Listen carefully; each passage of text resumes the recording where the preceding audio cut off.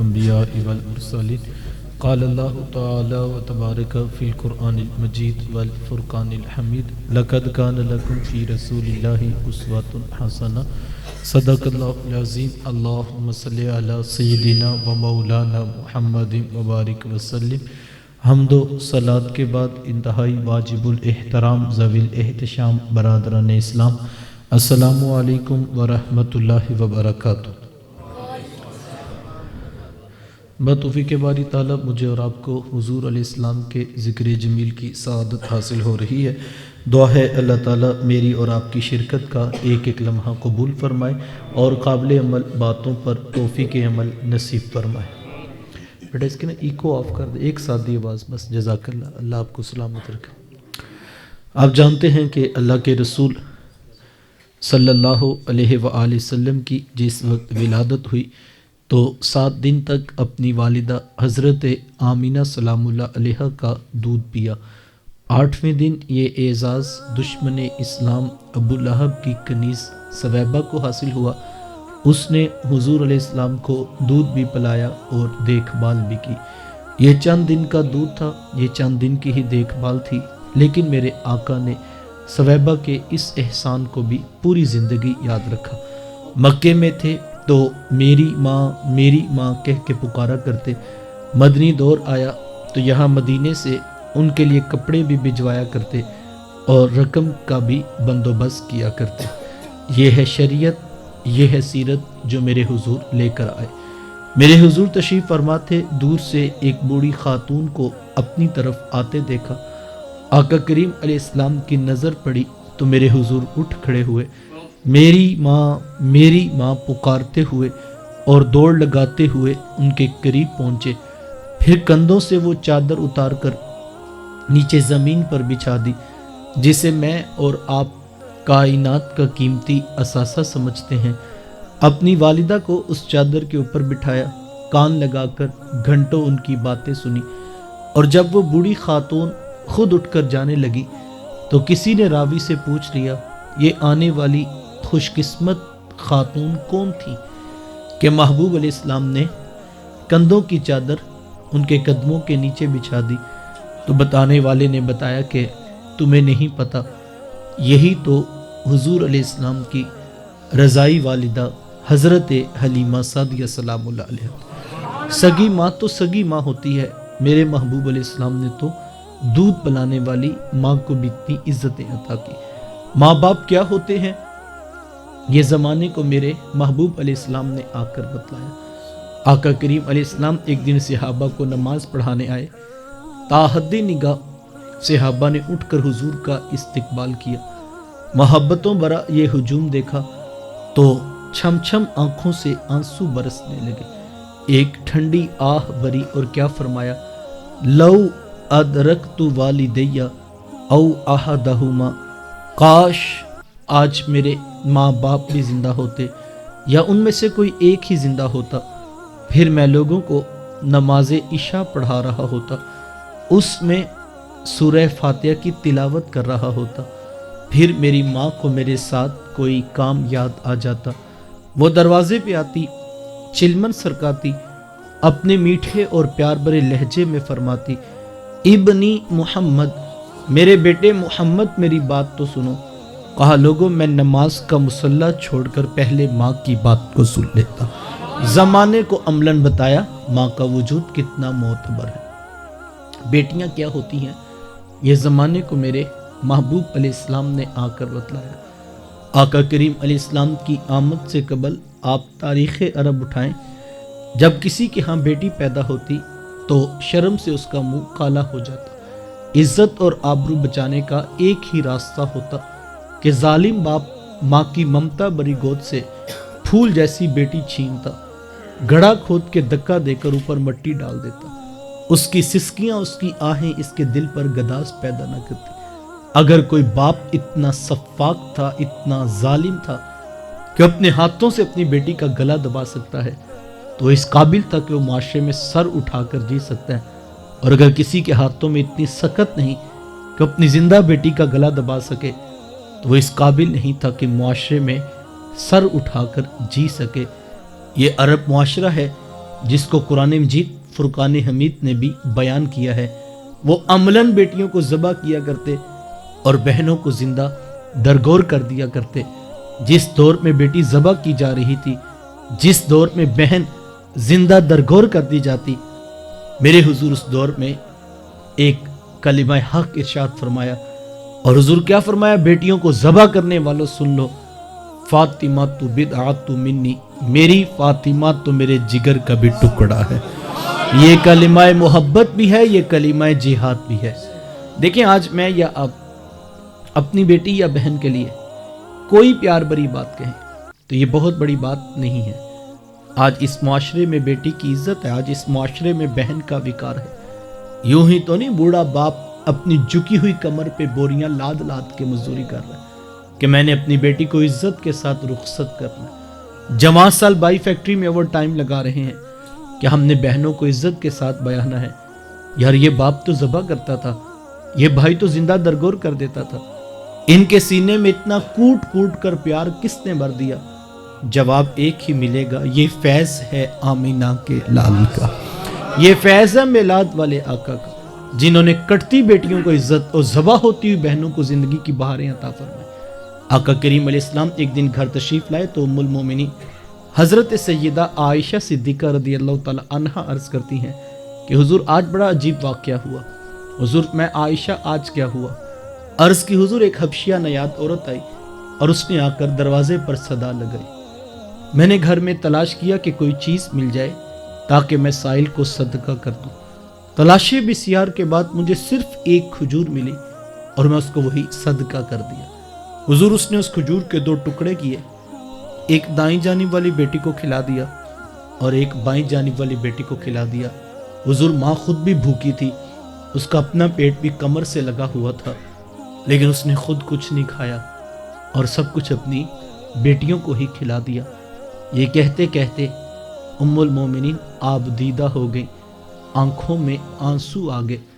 تو حضور میں سنو عائشہ، اگر کل قیامت کے دن ان بچیوں کی ماں کو جہنم میں جانے کا حکم ہو گیا تو یہی بیٹیاں درمیان میں آڑ بن کے کھڑی ہو جائیں گی کہ مالک ہم تو اپنی ماں کو جہنم میں نہیں جانے دیں گی۔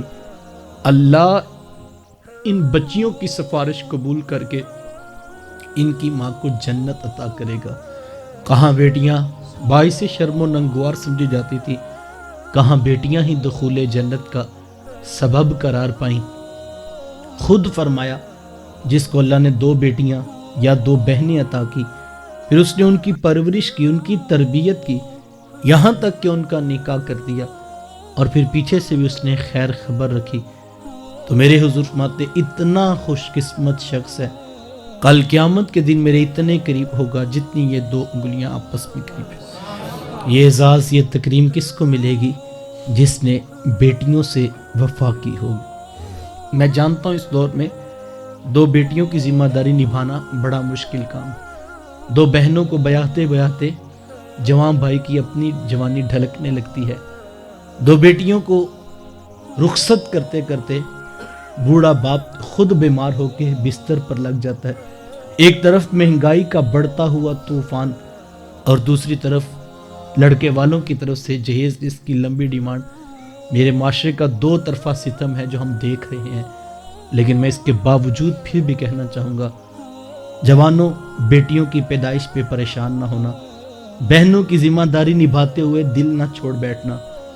یہ مرحلہ کٹھن ہے، اوور ٹائم لگا لینا، مزدوری کر لینا، ڈبل شفٹ لگا لینا، لیکن بہنوں کو بوجھ نہ سمجھنا، بیٹیوں کی پیدائش پہ پریشان نہ ہونا۔ جس رب نے بیٹیاں دی ہیں اس نے ان کے مقدر بھی لکھے ہیں، تم اپنے حصے کی محبت ان کے اوپر ضرور نچھاور کرنا۔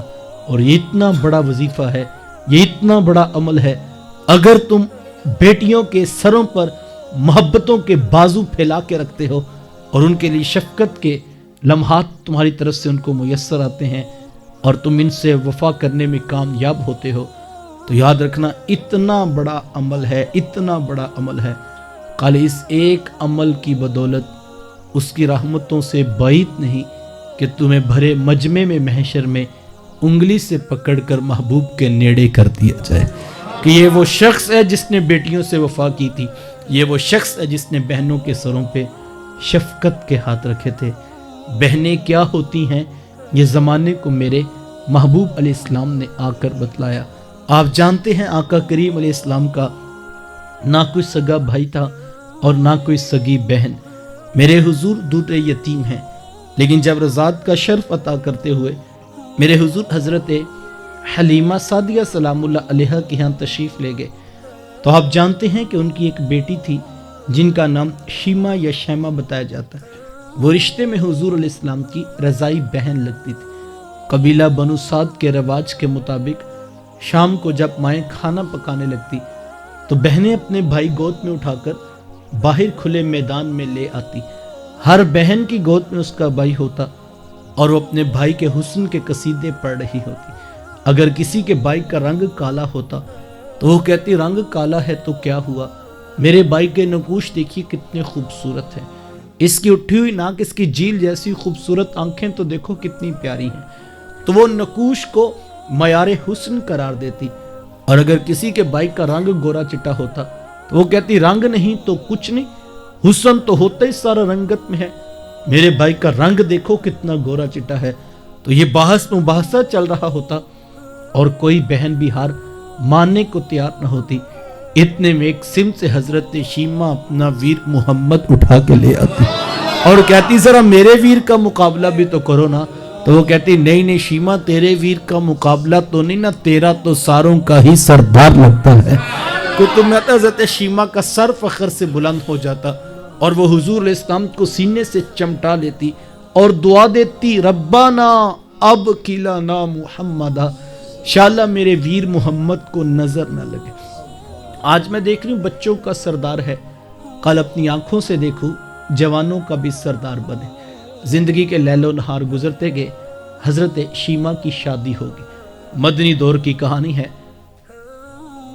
اتفاق یہ ہوا کہ جس قبیلے میں حضرت شیمہ کی شادی ہوئی، حضور علیہ السلام کے صحابہ کی لڑائی اور جنگ اسی قبیلے میں ہوئی۔ ان کے کچھ بندے قتل کر دیے اور کچھ کو قیدی بنا کر صحابہ اپنے ساتھ لے آئے۔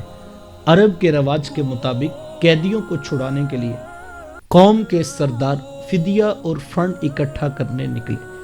ہر دروازے پہ دستک دیتے اور فنڈ مانگتے۔ چلتے چلتے حضرت شیمہ کے دروازے پر بھی پہنچ گئے۔ دستک دی تو پوچھا کون؟ کہا قبیلے کے سردار ہیں، فنڈ اکٹھا کر رہے ہیں، تم بھی اپنا حصہ اٹھاؤ۔ پوچھا کہ یہ فنڈ کس لیے اکٹھا ہو رہا ہے، یہ رقم کیوں جمع کی جا رہی ہے؟ تو کہا کہ مدینے میں ایک شخص ہے، ادعائے نبوت رکھتا ہے، اس نے ہمارے لوگ پکڑ لیے ہیں اور ہم نے اپنے قیدی چھڑانے۔ تو پوچھا کہ اس کا نام کیا ہے؟ کسی کی زبان سے بے ساختہ نکلا محمد صلی اللہ علیہ وآلہ وسلم۔ ایک عرصے کے بعد حضور علیہ السلام کا نام سنا تو آنکھوں میں آنسو آ گئے۔ کہا انہوں نے تمہارے بندے پکڑے ہیں؟ کہا ہاں انہوں نے ہمارے لوگ پکڑے۔ کہا پھر فنڈ اکٹھا کرنا چھوڑو، صرف مجھے ساتھ لے چلو۔ کہا تم کیا کرو؟ کہا تمہارے قیدی چھڑا کے لاؤں گے۔ کہا تم ان کو جانتی ہو؟ کہا ہاں تمہیں نہیں پتا، وہ میرے بچپن کے ویر اور بھائی لگتے ہیں، میں تمہارے قیدی چھڑا کے دکھاؤں گی۔ حضرت شیمہ قبیلے کے سرداروں کو ساتھ لیا اور حضور علیہ السلام کے خیمہ نوری کی طرف سفر شروع کیا۔ یہ وہ وقت تھا جب ادب کی آیات نازل ہو چکی تھی۔ خبردار میرے رسول کی آواز سے آواز بھی اونچی نہ کرنا، ورنہ زندگی کی ساری کمائی غارت کر کے رکھ دوں۔ صحابہ ننگی تلواروں سے در حبیب پہ پہرا دے رہے۔ حضرت شیمہ اس خیال سے کہ میں تو اپنے بھائی کو ملنے جا رہی، جب آگے بڑھنا چاہا تو پہرے داروں نے تلواریں سونت لی۔ رک جا دیہاتی عورت، جانتی نہیں آگے کوچہ رسول ہے، آگے تو بغیر اجازت کے جبریل نہیں جا سکتے، تو کون؟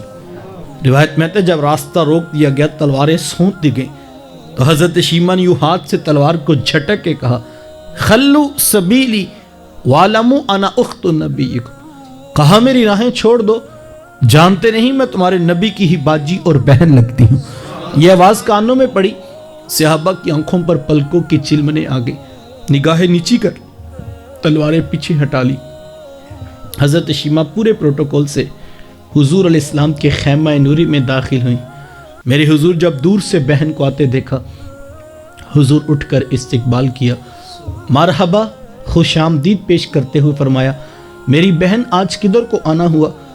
عرض کی حضور آپ کے بندوں نے ہمارے کچھ لوگ پکڑ لیے ہیں، میں ان قیدیوں کو چھڑانے کے لیے آئی ہوں۔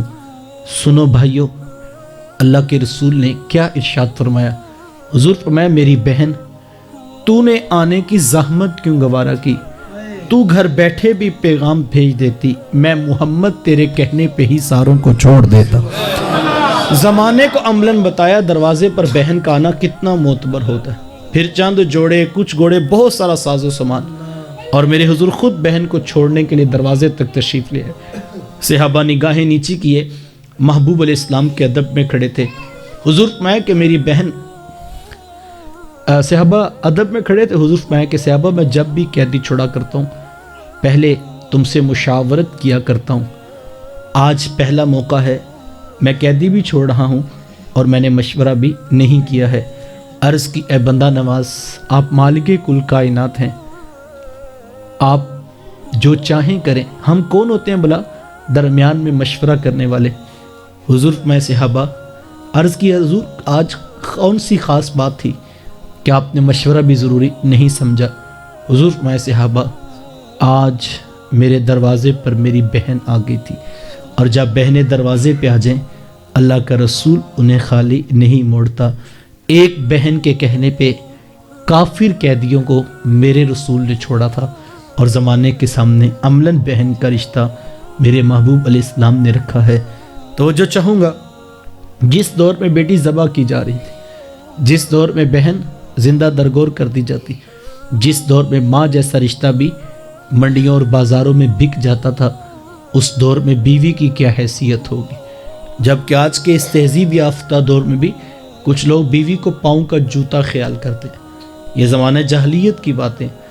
آقا کریم علیہ السلام نے ازواج مطہرات کے ساتھ جو حسن سلوک کی داستانیں رقم کی ہیں، زمانہ ان کی مثال نہیں لا سکتا۔ کسی کو میرے حضور حمیرہ کہہ کے پکارتے، کسی کے لیے بکری کا بچہ ذبح کرتے ہیں اور گوشت کے مختلف ٹکڑے ان کی سہیلیوں کے ہاں بیچتے ہیں۔ حضور کثرت کے ساتھ حضرت خدیجہ الکبریٰ رضی اللہ تعالیٰ عنہا کا ذکر کیا کرتے۔ حضرت سیدہ عائشہ صدیقہ رضی اللہ تعالیٰ عنہ فرماتی ہیں کہ میرا جو ان سے رشتہ تھا ایک دن میری زبان سے بے ساختہ نکل گیا کہ حضور اللہ نے آپ کو بہتر ازواج عطا کر دی ہیں اور آپ ابھی تک اس بوڑھی عورت کو نہیں بھولے۔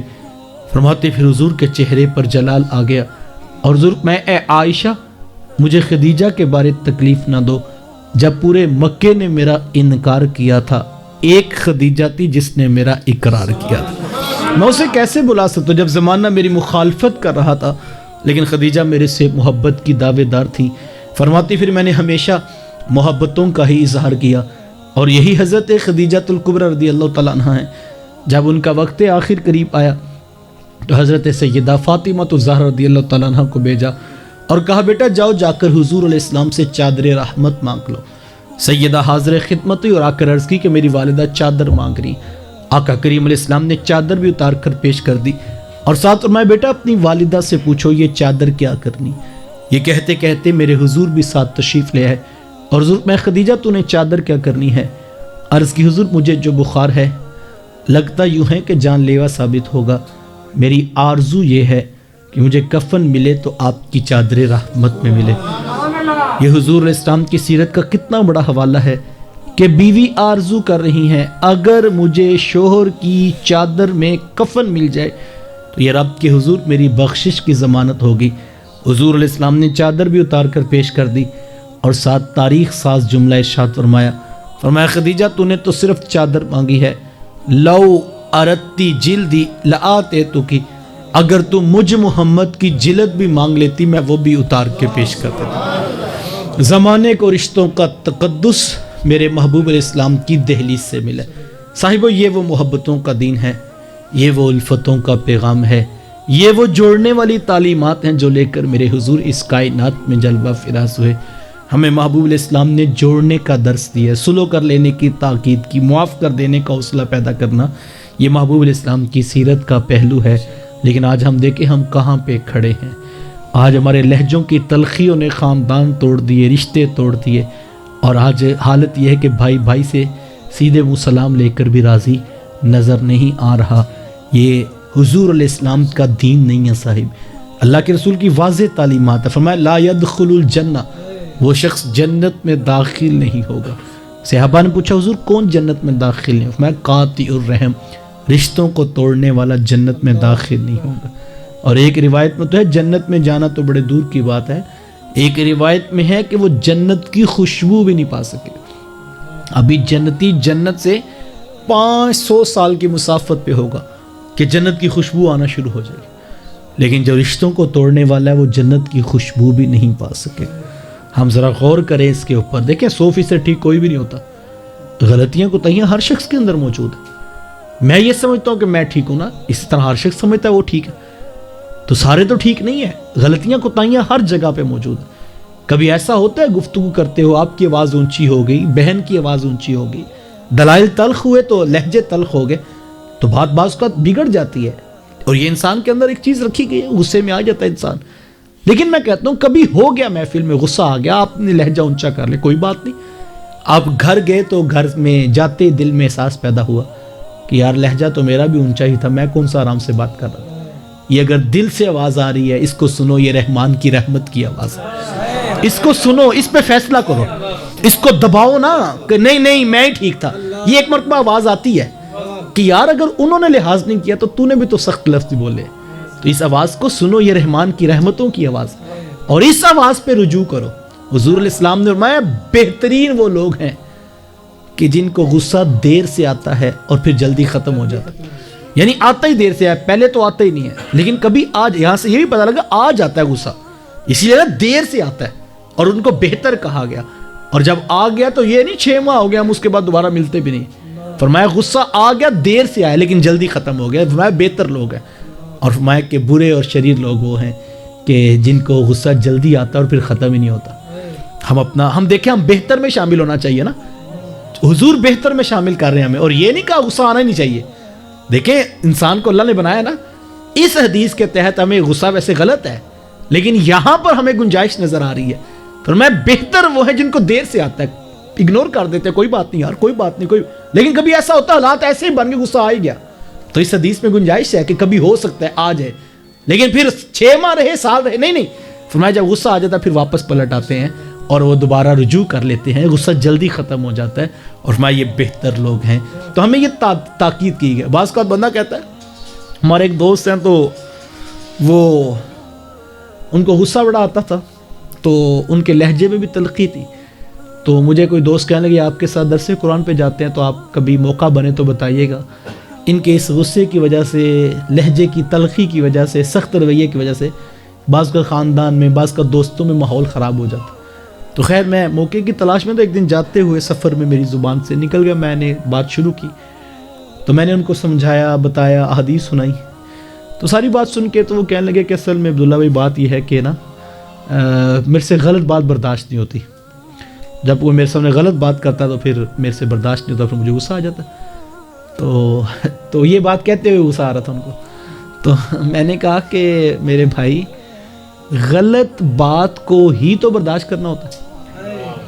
یہ دلیل بنا رہے ہیں نا، ہم کہتے ہیں مجھے غلط بات برداشت نہیں ہوتی. یہ تو بھائی کون سی بات برداشت کر، یہ مجھ میں آیا تو ہمارے کاشی بھائی نے پھول پیش کیے تو میں پکڑتے ہوئے کو میں برداشت کر رہا ہوں. بھائی پھول تو قبول کیے جاتے ہیں، صحیح بات تو قبول کرنی چاہیے. اصل برداشت ہے کہ نہیں یہ غلط بات پہ پتہ لگتا ہے. بندے میں برداشت ہے کہ نہیں اس کو کیسے چیک کریں گے؟ دیکھیں آپ ہاتھ لگائیں تو پتہ لگتا ہے پانی ٹھنڈا ہے کہ گرم. ہاتھ لگانے سے برداشت ہے کہ نہیں کیسے پتہ چلے گا؟ کوئی کام جو اس کے مزاج کے مطابق نہیں تھا وہ غلط ہوا نا، اس نے کہا یہ غلط ہو رہا ہے تو اس وقت پتہ لگے گا اس میں برداشت ہے کہ نہیں. اگر وہ خاموش رہے گا، مزاج مسکرا کے ٹال دے گا، موقع گنوا دے گا، کوئی بات نہیں، تو یہ برداشت والا شخص ہے. ورنہ ایسے تو نہیں ہوتا کوئی میری تعریف کرے کہ جناب کمال ہو گیا، بیان بڑا اچھا کیا تو میں برداشت کر رہا ہوں. تعریف تو برداشت نہیں کی جاتی نا. کوئی مجھے سخت بات کہے گا، کوئی غلط بات کہے گا، کوئی گالی دے گا تو پھر پتہ لگے گا میرے اندر برداشت ہے کہ نہیں. تو اگر کوئی مجھے پھول پکڑا رہا ہے، کوئی کہتا ہے کمال ہوگی، حد ہوگی، تو میں کہتا ہاں میں آپ کی تعریف برداشت کر رہا ہوں. تو بھی تعریف برداشت نہیں کی جاتی، اچھے کلمات برداشت نہیں کیے جاتے. اچھے کلمات تو قبول کیے، وہ تو لطف دیتے ہیں یار. سیدھے لفظوں میں بات ہے، پھول قبول کیے جاتے ہیں، کانٹے برداشت کیے جاتے ہیں. اور کانٹوں سے پتہ لگتا ہے بندے کے اندر برداشت ہے کہ نہیں. تو اب میں دیکھنا چاہوں، اور برداشت انبیاء کی صفت ہے. اللہ نے قرآن میں فرمایا ابراہیم علیہ السلام کے بارے میں کہ وہ حلیم الطبع تھے. تو یہ حلم، برداشت، یہ قوت پیدا کرنی مومن کو مزاج دیے کہ 100% میرے مطابق دنیا ہو ہی نہیں سکتی. اور یہ جو آج کل بلڈ پریشر، ڈپریشن اور پتہ نہیں ہائپر ٹینشن کیا کیا بیماری ہے، وجہ یہ ہے ہم سمجھتے ہیں سب کچھ میرے مزاج کے مطابق. ایسا نہیں ہو سکتا. سارے لوگ میرے مزاج کے مطابق، ایک ماں کے 4 بیٹے ہیں وہ ایک جیسے نہیں ہوتے. اور میں پوری دنیا کو اپنے مزاج کے مطابق بنانا چاہوں گا، پریشان ہو جاؤں گا. اور اگر جو لوگ یہ عہد کر لیتے ہیں ہم نے سب کو ٹھیک کرنا ہے، اس طرح لانا ہے، وہ پریشان ہی رہتے ہیں، ٹینشن بڑھتی ہے. لوگوں کے اپنے اپنے مزاج ہیں. مجھے یہاں پر میرے استاذ المکرم کا جملہ یاد آ گیا. آپ ایک دن ہمیں فرمانے لگے کہ یار میں تمہیں تصوف کا خلاصہ، فلسفہ، نچوڑ اور رس نہ بتا دوں. سارے صوفیاء کی تعلیمات کو نچوڑیں تو جو رس اور جو فلسفہ اور جو نچوڑ اور جو جوس نکلتا وہ کیا ہے؟ ہم نے کہا حضرت آپ ارشاد فرمائیں. وہ صرف ایک بات ہے. ہم نے کہا کہ آج یہ سبق یاد کر لیتے ہیں.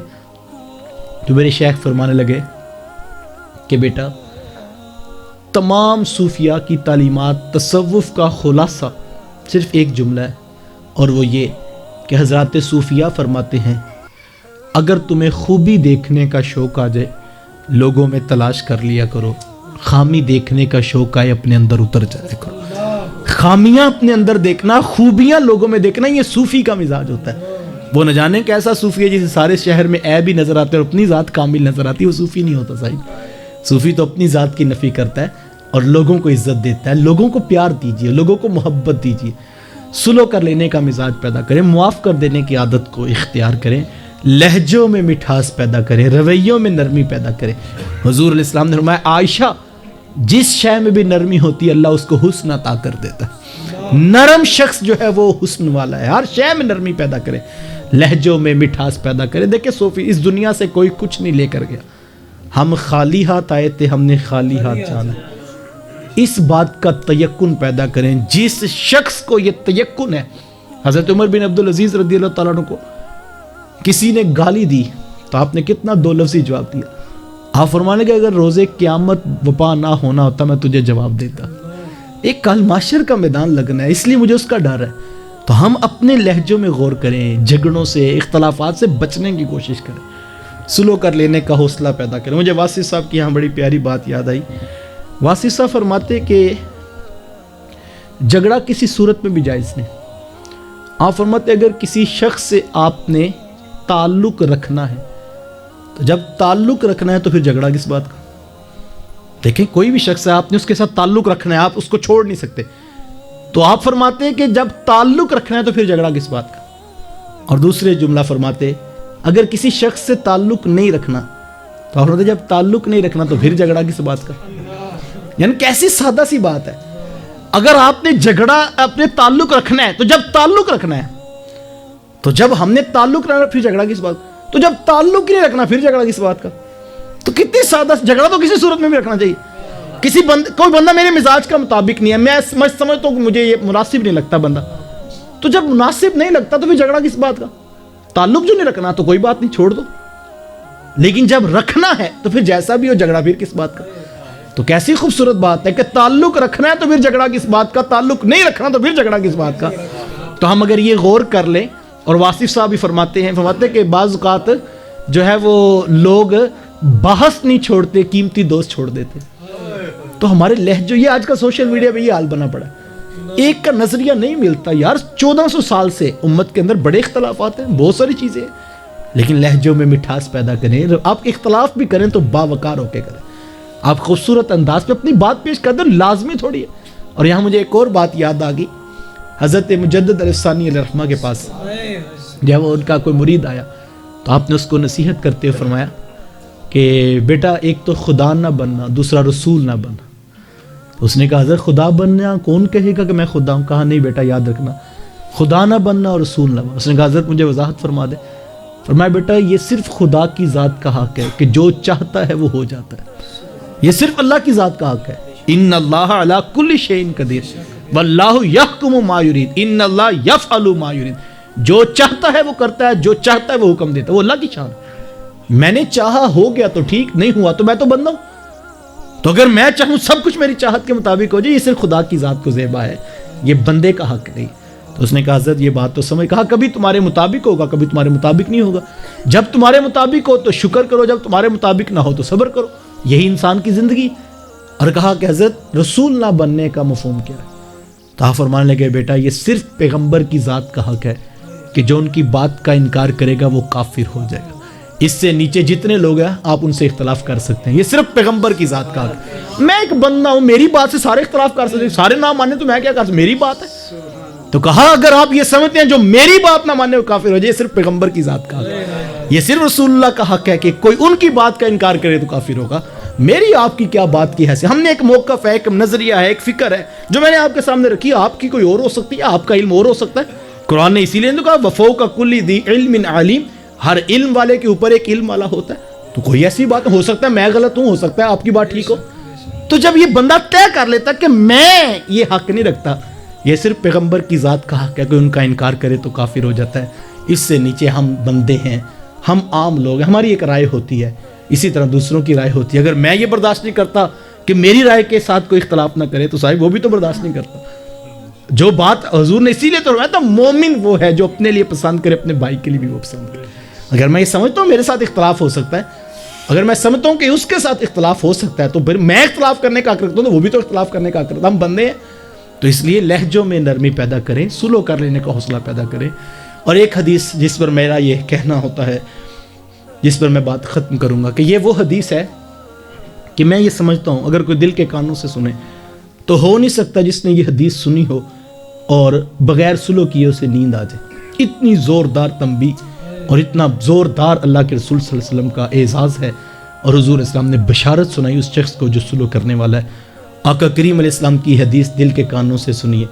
حضور علیہ السلام نے فرمایا کہ وہ شخص کے جو جھگڑا چھوڑ دے اس کے باوجود کہ وہ حق بجانب تھا کہ وہ جھگڑا کر سکتا ہے، یعنی اس نے ناجائز نہیں کی بات، صحیح بات کی، اختلاف صحیح کیا، جھگڑا ٹھیک کر رہا تھا، دلائل صحیح دے رہا تھا، حق پر تھا، غلط نہیں تھا، زیادتی نہیں کر رہا تھا، اس کے باوجود میرے حضور فرماتے ہیں وہ جھگڑا چھوڑ دے۔ میرے حضور فرماتے ہیں جو حق پر ہونے کے باوجود جھگڑا چھوڑ دے، فرمایا میں محمد اس کو جنت میں محل کی ضمانت دیتا ہوں، اس کا جنت کا محل میرے ذمہ ہے، میں اس کو کل قیامت کے دن لے کر دوں۔ کس کو؟ جو حق پر ہے پھر بھی جھگڑا چھوڑ دے۔ یہاں دو باتیں سمجھنے والی، جو حق پر ہے پھر بھی جھگڑا چھوڑ دے، جملے پہ جو حق پر ہے جھگڑا چھوڑ دے، جو حق پر ہے وہ جھگڑا چھوڑ دے۔ ذرا غور کیجئے، حکم یہ تھا، تعلیم یہ تھی، فرمانے عالی شان یہ تھا، تم حق پر ہو پھر بھی جھگڑا چھوڑو۔ جھگڑا کرنے کا یہی جواز تھا نا، ہم تو سچے ہیں، ہم تو حق پر ہیں، یہ جواز بھی ختم کر دیا جھگڑے کا، فرمایا جو حق پر ہے وہ جھگڑا چھوڑے۔ تعلیم تو یہ تھی تم حق پر ہو پھر بھی جھگڑا چھوڑ دو، ہم حق پر نہیں ہوتے، ہم پھر بھی پورا زور لگاتے ہیں۔ تعلیم یہ تھی حق پر ہو پھر بھی جھگڑا۔ اور یہاں ایک اور بات بھی غور کیجئے گا، میں یہ کہتا ہوں دو لوگ جب جھگڑا کر رہے ہیں، اختلاف ہو رہا ہے، تو ایک حق پر ہے ایک باطل پہ، ایسے ہی ہوتا ہے نا، دو لوگ اختلاف کر رہے ہیں، عقل یہ کہتی ہے کہ جو سچا شخص ہے آپ اس کے ساتھ کھڑے ہوں، اور جو زیادتی کر رہا ہے اس کو سمجھائیں کہ بھئی آپ غلط کر رہے ہیں، آپ کی بات غلط ہے، آپ نے ظلم کیا ہے، آپ نے زیادتی کی، یہی ہے نا۔ دو لوگ جب جھگڑا کریں گے، ایک حق پر ہوگا، ایک جھوٹ پر ہوگا، ایک باطل پہ ہوگا۔ عقل یہ کہتی ہے کہ جو باطل پہ ہے اس کو سمجھایا جائے، لیکن میرے حضور اس سے بات نہیں کر رہے، جو حق پر ہے اس کو حضور کہہ رہے تو جھگڑا چھوڑ دے، تیری جنت کا محل میں تجھے دوں گا۔ ذرا غور تو کریں، دیکھو عقل یہ کہتی ہے جو زیادتی، دو بھائی آپس میں لڑ پڑے تو جو غلط کر رہے ہیں ماں باپ اسی کو سمجھاتے ہیں نا، لیکن اللہ کے رسول اس کو نہیں سمجھا رہے، حضور اس کو کہہ رہے ہیں تو حق پر ہے، تو پھر بھی جھگڑا چھوڑ دے، تیرا محل میرے ذمہ ہے، میں تجھے لے کر دوں گا۔